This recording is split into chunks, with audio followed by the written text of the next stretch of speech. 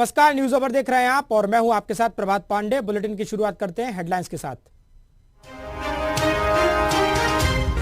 जातिगत जनगणना पर सियासत, केंद्रीय मंत्री ज्योतिरादित्य सिंधिया ने प्रियंका गांधी के बयान पर किया पलटवार। कहा, कांग्रेस ने कभी भी पिछड़े वर्ग के लिए कुछ नहीं किया। 5 राज्यों में विधानसभा चुनाव की सरगर्मी तेज। अगले 2-3 दिनों में चुनाव तारीखों के ऐलान की उम्मीद। 15 नवंबर से 7 दिसंबर के बीच हो सकती है वोटिंग।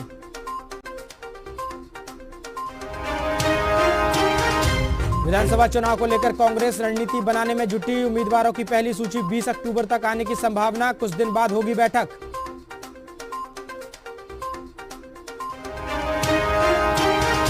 भारतीय हॉकी टीम ने एशियाड खेल में जीता गोल्ड। जापान को 5-1 से हराया। ओलंपिक कोटा भी मिला। आज भारत के खाते में आए 9 मेडल।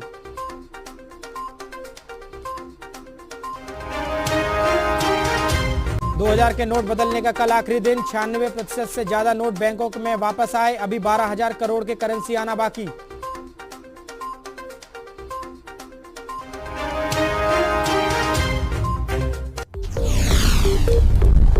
यह है प्रमाण सागर मीडिया नेटवर्क और आप देख रहे हैं न्यूज ओवर, सबसे आगे।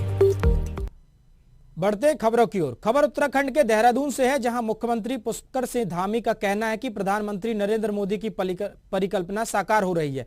साल श्रद्धालुओं की संख्या बढ़ती जा रही है, जो काफी ऐतिहासिक है। बता दें, पिछले साल चारधाम यात्रा में 46,27,000 श्रद्धालु आए थे। इसकी तुलना में इस साल अभी तक 46,48,000 श्रद्धालुओं ने दर्शन कर लिया है। अभी यात्रा को पूरा होने में 2 महीने के करीब समय बचा हुआ है।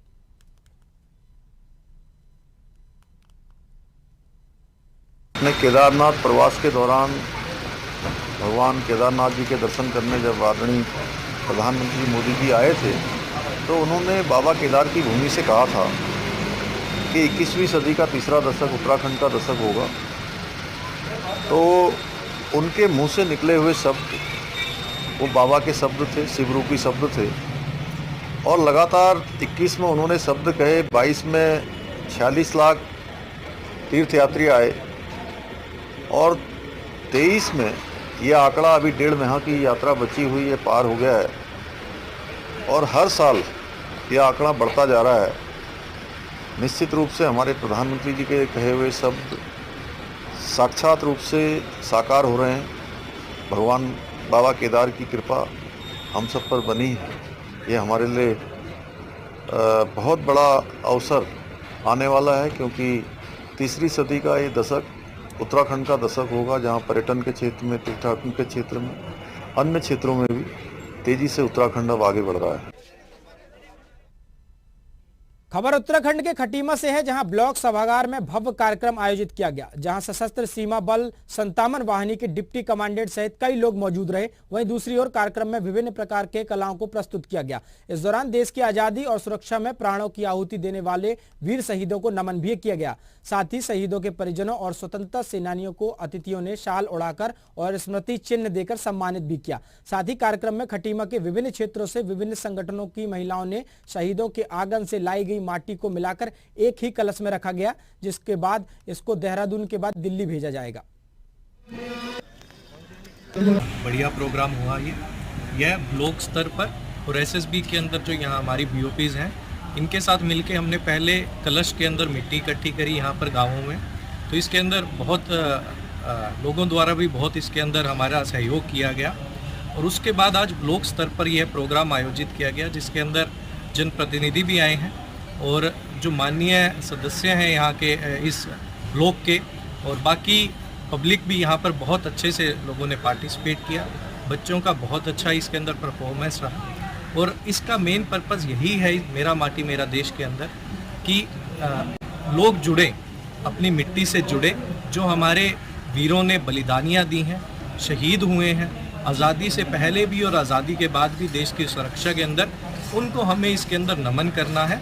को वंदन करते हुए मेरी देश मेरी माटी कार्यक्रम आज यहाँ ब्लॉक सभागार में आयोजित किया गया। पूरे भारतवर्ष से 75,000 कलश इकट्ठा होकर दिल्ली राजधानी पहुँचेंगे। माननीय नरेंद्र मोदी जी का सपना देश के हर शहीद परिवार, अमर शहीद परिवार के से माटी इकट्ठा होकर दिल्ली में राजपथ के पास एक इसकी वाटिका बनेगी और उन सब शहीदों के परिवार से जो माटी इकट्ठा हुई पूरे देश के अंदर, वो माटी वहाँ पहुँचकर वहाँ पर उन वीरों का सम्मान होगा। इस माटी के माध्यम से देश के हर कोने से उन शहीद परिवार की माटी दिल्ली पहुँचेगी और दिल्ली में माननीय नरेंद्र मोदी जी के माध्यम से इस माटी के माध्यम से वहाँ पर एक इसका बहुत बड़ा स्मारक बनेगा। खबर उत्तराखंड के देहरादून से है, जहां सरकार ने नई आबकारी नीति में घर में बार खोलने का लाइसेंस देने का प्रावधान किया है। वहीं दूसरी ओर कांग्रेस के उपाध्यक्ष सूर्यकांत धस्माना ने लाइसेंस देने पर तंज कसते हुए कहा कि शुरुआत में एक व्यक्ति को इसलिए दिया गया है ताकि रिएक्शन देखा जा सके, इसके बाद लोगों में शराब को लेकर आनंद आने लगेगा तो बाद में हर घर शराब बनेगा, हर घर शराब बिकेगा और हर घर शराबी मिलेंगे। पहले सरकार का नारा था हर घर मोदी, घर घर मोदी। अब सरकार का नया नारा बनेगा हर घर बोतल, हर घर बोतल।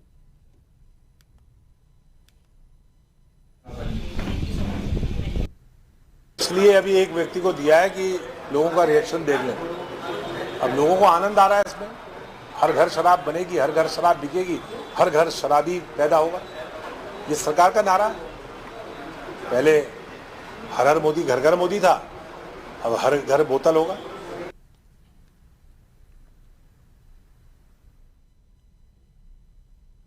खबर उत्तराखंड के लोहाघाट से है, जहां प्रधानमंत्री नरेंद्र मोदी लोहाघाट के प्रसिद्ध अद्वैत आश्रम मायावती के प्रस्तावित दौरे की तैयारियां चल रही हैं, जिसका जायजा लेने के लिए कुमाऊं कमिश्नर दीपक रावत लोहाघाट पहुंचे, जहां उन्होंने सबसे पहले पीएम मोदी के हेलीपैड और सेफ हाउस का निरीक्षण किया। तो वहीं दूसरी ओर कमिश्नर रावत ने हेलीपैड से लेकर गलचोड़ा तक बन रही सड़क का निरीक्षण भी किया।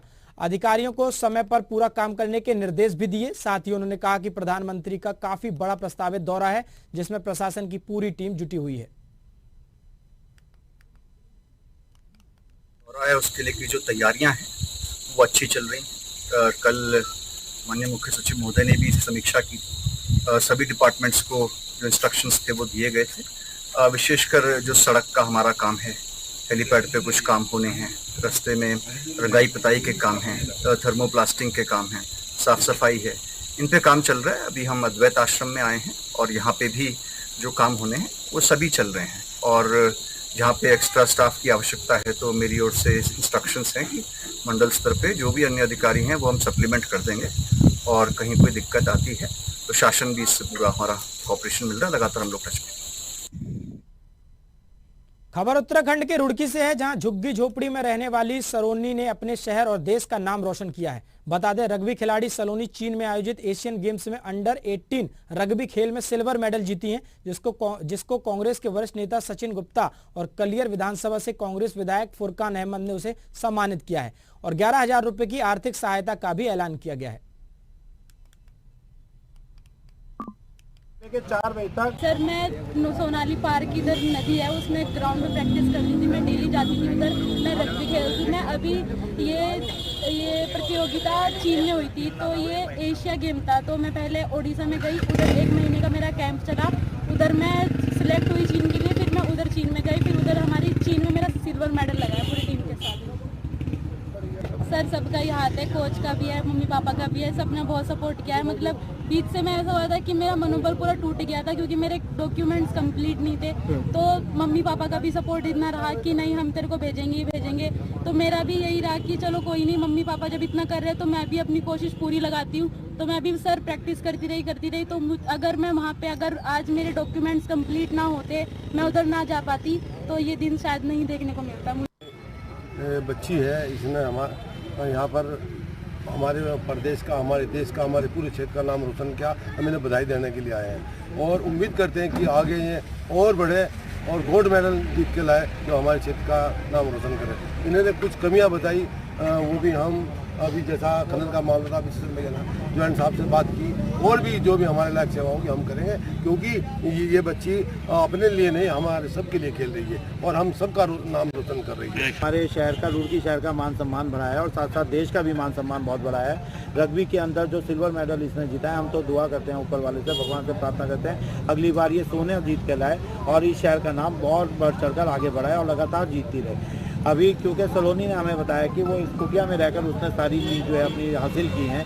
तो अभी विधायक जी ने और बाकी सब कांग्रेस जनों ने कोशिश करेंगे कि इसको जो है एक छत मिल सके, जहाँ पे ये पक्की छत इसे मिल जाए, जिससे वहाँ रहकर जो है अपना आगे का जीवन अच्छी तरह इसके माता पिता गुजार सकें अपनी बाकी बच्चों के साथ। और साथ में वित्तीय सहायता की भी हमने 11,000 की जो है वित्तीय सहायता देने की वो करी। एक छोटे से ब्रेक के लिए रुक रहे हैं, जल्द हाजिर होते हैं। आप बने रहिए न्यूज़ आवर के साथ।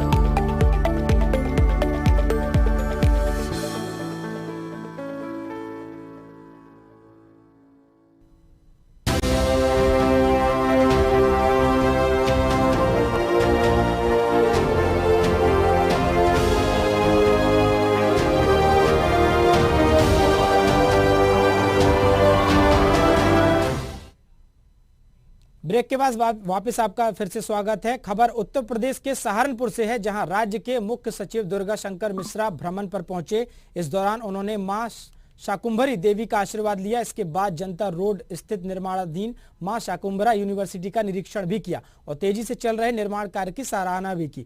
वहीं उन्होंने कलेक्ट्रेट में लगी प्रदर्शनी का अवलोकन कर विकास परियोजनाओं की समीक्षा भी की। सहारनपुर हमारे प्रदेश का पहला जिला होता है जब आप उत्तराखंड की तरफ से आते हैं, और ये बहुत ही महत्वपूर्ण जिला है। कृषि के दृष्टिकोण से भी, उद्योग के दृष्टिकोण से भी, पर्यटन के दृष्टिकोण से भी, वानिकी के दृष्टिकोण से भी बहुत महत्वपूर्ण जिला है। इस जिले में बहुत किस्म के बहुत सारे जो है यहाँ पे विकास के कार्य हो रहे हैं। इन सारे कार्यों के बारे में चर्चा करना, यहाँ पे कुछ कार्यों को मैंने देखा भी है, जैसे कि ये कमल सरोवर मैंने विजिट किया, शाकुंभरी माता जो हमारा विश्वविद्यालय यहाँ बन रहा है उसको जाकर विजिट किया। मैं समझता हूँ कि बहुत जल्दी वहाँ पे क्लासेस प्रारंभ हो जाएंगे, वहाँ का एडमिनिस्ट्रेशन वहाँ पे शिफ्ट हो जाएगा। प्रशासनिक भवन वहाँ पे काम चालू है, बहुत जल्दी पूरा होने का है, वहाँ पे भी वो लगना चालू हो जाएगा। खबर उत्तर प्रदेश के कानपुर से है, जहां देवरिया में जमीनी विवाद का मामला सामने आया है। बता दें, वाहन को लेकर परिवारों में विवाद हुआ। विवाद इतना बढ़ गया कि खूनी संघर्ष का रूप ले लिया। इस विवाद में 6 लोग गंभीर रूप से घायल हो गए, तो वहीं सभी घायलों को अस्पताल में इलाज के लिए भर्ती कराया गया है। वहीं इलाज के दौरान 2 युवक की मौत हो गई। साथ ही सूचना पर पहुंची पुलिस घटना का जायजा लिया और आरोपी की तलाश में जुट गई। ये बहुत दुर्भाग्यपूर्ण है। सबसे पहले तो एडमिनिस्ट्रेशन जो भी है उसे जितने भी ये जमीन संबंधित विवाद हैं उन्हें तुरंत हल करना चाहिए, क्योंकि ये कितना भयानक मोड़ कब ले लें भरोसा नहीं है। और जैसा कि आज मुख्यमंत्री जी ने भी आदेश दिया है, तो उस आदेश का अनुपालन होना चाहिए कि जितने भी राजस्व से संबंधित या कोई भी जमीन के किसी प्रकार के विवाद हैं, चाहे वो सरकार और व्यक्तिगत हो या 2 व्यक्तियों के बीच हो, उनका तुरंत हल होना चाहिए। ये बहुत ही दर्दनाक घटना है, बहुत ही पीड़ादायक है। और ये अफसोस की बात यह है कि अभी गोरखपुर में हुई थी और अभी उसके थोड़े ही दिन बाद, बल्कि चंद दिनों बाद यहाँ कानपुर देहात में हो गई। और आगे न हो उसके लिए सख्त से सख्त कदम उठाएं और सख्त से सख्त मेजर्स लिए जाएं। और हमारा एडमिनिस्ट्रेशन खास तौर पे पूरे प्रदेश का चेत जाए इन सब प्रकरणों से, जिसमें आगे किसी प्रकार की इस तरह की दुर्घटना न हो। कानून व्यवस्था में उत्तर प्रदेश पिछली सरकार, जब अखिलेश जी की सरकार थी, उसको लेकर के बहुत बड़ा परिवर्तन है। पहले तो सुनवाई नहीं होती थी ज़मीनों के लिए, मकानों के लिए, दुकानों के लिए। जहाँ पर लगा दिया आपने सपा का झंडा, समझ लीजिए वो ज़मीन उसकी हो गई। लेकिन आज जो इस तरह की परिस्थितियाँ बन रही हैं, जिनमें कहीं परिवारों के बीच में या किसी गांव में ज़मीन के विवाद को लेकर के, इस पर माननीय मुख्यमंत्री जी बहुत सख्त हैं और उन्होंने निर्देश भी इस पर जारी कर दिया है कि जो भी ज़मीनों के विवाद हों उनको उनके न्याय उनको मिले। इसके लिए सारे अधिकारी भी, जिस प्रकार से वहाँ पर एक कतार पूरी लगा करके अधिकारियों को सस्पेंड किया गया। कानपुर को तो जैसे अपराधियों ने हब बना लिया, मरवाड़ी कांड अभी ठंडा ही नहीं हुआ था।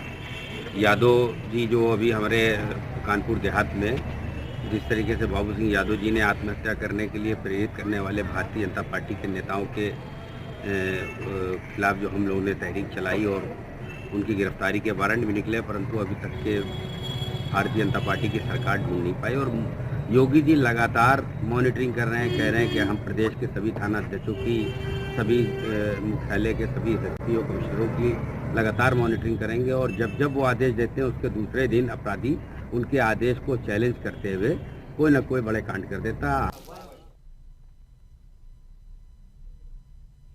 खबर उत्तर प्रदेश के सहारनपुर से है, जहां कलेक्ट्रेट में कांग्रेसियों ने जमकर विरोध प्रदर्शन किया। बता दें, पत्रकारों पर हो रहे अत्याचारों के विरोध में जोरदार प्रदर्शन किया गया। साथ ही कांग्रेसियों ने बताया कि लोकतंत्र के चौथे स्तंभ के रूप में स्थापित मीडिया की स्वतंत्रता खत्म होती जा रही है। भारतीय जनता पार्टी की सरकार किसी भी स्थिति में अपनी बुराई सुनने को तैयार नहीं है। इसी का परिणाम है कि मीडिया का कोई व्यक्ति केंद्र सरकार की नाकामियों और आम जनमानस का ध्यान आकर्षण करने का प्रयास करता है तो सरकारी एजेंसियों के माध्यम से उसे परेशान किया जाता है। तो वहीं जोरदार प्रदर्शन करते हुए ज्ञापन जिलाधिकारी की अनुपस्थिति में एसडीएम को ज्ञापन भी सौंपा। जिस तरह चौथा स्तंभ हमारा लोकतंत्र का पत्रकार है, उसको जिस तरह दबाने का काम ये केंद्र सरकारें कर रही हैं, चाहे राज्य सरकार हो भाजपा की या केंद्र सरकार हो, जिस तरह से उनके साथ दुर्व्यवहार करने का काम, पत्रकारों की हत्याएं आप पिछले 9 साल से देख रहे होंगे, जिस तरह से पत्रकारों की हत्याएं हो रही हैं। पत्रकारों के ऊपर जो भी सरकार की सच्चाई को उजागर करने का कोई भी पत्रकार काम करता है, उसको ये सरकार दमन करने का काम करती है। आज हम सभी यहाँ, हमारा राष्ट्रीय नेतृत्व और प्रदेश नेतृत्व के आह्वान पर हम सभी कांग्रेसजन, हमारे प्रदेश के सचिव प्रवीण जी, महानगर अध्यक्ष वरुण शर्मा जी और किसान कांग्रेस के हमारे अध्यक्ष और सभी फ्रंटल के हमारे सभी कांग्रेसजन ये महामहिम राष्ट्रपति जी को ज्ञापन देने आए हैं कि जिस तरह से दिल्ली में न्यूज क्लिक के साथ जिस तरह से अभद्रता की गई, जिस तरह से उनके साथ व्यवहार किया गया, उसमें न्यायपूर्वक जांच कर उस कार्रवाई को बंद करना चाहिए। खबर उत्तर प्रदेश से है, उत्तर प्रदेश के लखनऊ से है, जहां उत्तर प्रदेश सरकार के तेज तर्रार परिवहन मंत्री दयाशंकर सिंह ने एक बड़ा आदेश दिया है। मंत्री ने अधिकारियों से कहा है कि यूपी की सड़कों पर अगर मंत्री भी नियम तोड़ें तो इन पर भी कार्रवाई की जाए। उन्होंने कहा कि मैं खुद भी गलत दिखूं तो मुझ पर भी एक्शन लिया जाए। परिवहन विभाग के इस बड़े आदेश तथा अन्य राजनीतिक सवालों को लेकर हमारे विशेष संवाददाता अमरेंद्र प्रताप सिंह ने मंत्री दयाशंकर सिंह से खास बातचीत की। आइए सुनते हैं। नेताओं में कुछ नैसर्गिक नेता होते हैं और उन्हीं में से एक है दयाशंकर सिंह, उत्तर प्रदेश सरकार में परिवहन मंत्री हैं। कैसा आदेश है कि मंत्री भी सड़क पर अगर नियम तोड़ेगा परिवहन के तो उसके खिलाफ कार्रवाई होगी? निश्चित तौर पर देखिए, सभी व्यक्तियों के लिए कानून एक है और यदि बड़े कानून तोड़ते हैं तो ज्यादा दोषी हैं और यदि छोटा कोई कानून तोड़ता है तो उसकी गलती एक बार क्षम्य है। लेकिन बड़ा जो सार्वजनिक पदों पर बैठे हुए लोग, प्रशासनिक पदों पर बैठे हुए लोग, यदि वो कोई गलती करते हैं तो अक्षम्य गलती है, क्योंकि उनसे बहुत सारे लोग प्रेरणा लेकर के काम करते हैं। तो सबसे पहले तो उन लोगों पर भी कार्रवाई होनी चाहिए जो कानून बनाते हैं, जो लोगों के लिए प्रेरणा के रूप में काम करते हैं। तो इसलिए है कि हमारे डिपार्टमेंट में कोई भी व्यक्ति यदि नियमों को तोड़ता है तो उस पर सख्त से सख्त कार्रवाई होगी। चलिए, सख्त कार्रवाई होना जरूरी है। पूरे प्रदेश को परिवहन की जरूरत है, सब अपने घर से निकल के बाहर जाते आते हैं। संतप्त परिवहन, कंसंट्रेट परिवहन, यानी पूरे प्रदेश के हर गांव को परिवहन सुविधा मिले, इसकी दिशा में कितने प्रयास इस सरकार में जब से आप मंत्री बने हुए? देखिए, माननीय मुख्यमंत्री जी की निर्देश है कि उत्तर प्रदेश की सभी गांवों को परिवहन सेवा से जोड़ा जाए। अभी तक हम लोगों ने जो सर्वे कराया था, 12,200 गांव ऐसे हैं जहां पर अभी तक जो है बसें नहीं चलती हैं। लेकिन हम लोगों ने उसमें से 5,000 गांवों को चिन्हित किया है जहां पर हमारे बसें जो है वहां जाकर के टर्न करती हैं। लेकिन माननीय मुख्यमंत्री ने कहा नहीं, हर गांव को जोड़ना है। इसके लिए फिर से सर्वे हम लोग करा रहे हैं और हमारे सभी अधिकारी उस सर्वे की टीम में शामिल हैं और बहुत जल्द उनकी रिपोर्ट आएगी। उत्तर प्रदेश का एक भी गांव नहीं बचेगा जहां पर जो है सार्वजनिक हम लोग परिवहन सेवा न दे सके। अच्छा, आम आदमी पार्टी के यूपी प्रभारी संजय सिंह, राज्यसभा सांसद हैं, उनके यहाँ पूरे दिन भर जांच पड़ताल हुई, फिर उनकी गिरफ्तारी हुई। बहुत चिल्पो हो रहा है, कहा इलेक्शन जब आता है तो ईडी जांच करने लगती है। देखिए, ऐसा नहीं, ये केस पुराना है, कई लोग इसमें जेल जा चुके हैं। ईडी जांच कर रही थी। उस जांच में बहुत सारे अकाउंट्स जो है उजागर हुए हैं, साक्ष्य मिले हैं, जिसमें इनके भी अकाउंट्स उसमें हैं, जिसमें पैसे के लेन देन हुए हैं। इसके आधार पर उनकी गिरफ्तारी हुई है। इस मोदी जी की सरकार में किसी का उत्पीड़न नहीं होता है, सबका साथ, सबका विकास, न किसी का वर्चस्व, न किसी की उपेक्षा, इस सिद्धांत पर काम हो रहा है। 3 राज्यों में जहां चुनाव होने जा रहा है, भारतीय जनता पार्टी की क्या पोजीशन रहेगी? 2 राज्य वहां भाजपा के पास नहीं है, राजस्थान कांग्रेस है, छत्तीसगढ़ कांग्रेस है, एमपी में बीजेपी है। क्या एमपी में लाडली बहना योजना असर दिखा पाएगी, या तीनों राज्य में भाजपा आएगी, या तीनों में नहीं आएगी? आपको क्या लगता है? देखिए, तीनों में भारतीय जनता पार्टी आएगी। आप देखिएगा, राजस्थान में मेरी सरकार बनेगी, छत्तीसगढ़ में फिर से हम आएंगे, और मध्य प्रदेश में फिर से पिछले ताकत से ज़्यादा ताकत के साथ इस बार हम लोग चुनाव जीतेंगे। पिछली बार भी हम लोग कांग्रेस से ज़्यादा वोट पाए थे, लेकिन कहीं विधानसभा वाइज जो है उसमें हम लोग का 7-8 सीटें कम रह गई थी। लेकिन इस बार माननीय शिवराज सिंह चौहान जी के नेतृत्व में जो काम हुआ है, विशेष करके जो लाडली बहना जो उन्होंने योजना लागू किया है, हमारे 60 वर्ष तक की सभी महिलाएं उससे जो है शामिल हो चुकी हैं, और 60 वर्ष से ऊपर की महिलाएं सभी जो है पेंशन पाती हैं, वृद्धा पेंशन। तो आज महिलाओं में एक बहुत बड़ा उत्साह है। वहाँ बेटियों में जो पहले से ही माननीय शिवराज जी को मामा कह करके पूरे मध्य प्रदेश की बेटियां संबोधित करती थी, तो इसका बहुत बड़ा लाभ है, अच्छा काम हुआ है। हम लोग तीनों जगह सरकार बनाएंगे। वीडियो जर्नलिस्ट मानस मल्होत्रा के साथ अमरेंद्र प्रताप सिंह, न्यूज आवर, लखनऊ के लिए। खबर उत्तर प्रदेश के कुशीनगर से है, जहां ऑनलाइन गेम की लत कितनी खतरनाक साबित हो सकती है, ये यूपी के कुशीनगर जिले में देखने को मिला। क्षेत्र में एक छात्र के अपहरण के बाद हड़कंप मच गया। स्वाट टीम से लेकर कई थानों की पुलिस छात्र की तलाशी में जुट गई।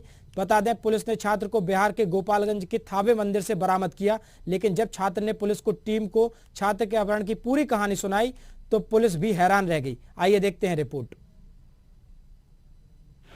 दिनांक 5 अक्टूबर को थाना विशुनपुरा क्षेत्र के अंतर्गत हरकेश यादव नामक युवक के परिजनों के द्वारा यह सूचना दी गई कि हरकेश यादव बैंक से पैसा निकालने के लिए गए थे और वहां से उनका अपहरण हो गया है। पुलिस द्वारा तत्काल मौके पर पहुंचकर सभी पक्षों की गंभीरता से जांच की गई और तत्परता दिखाते हुए हरकेश यादव की सकुशल बरामदगी कर ली गई।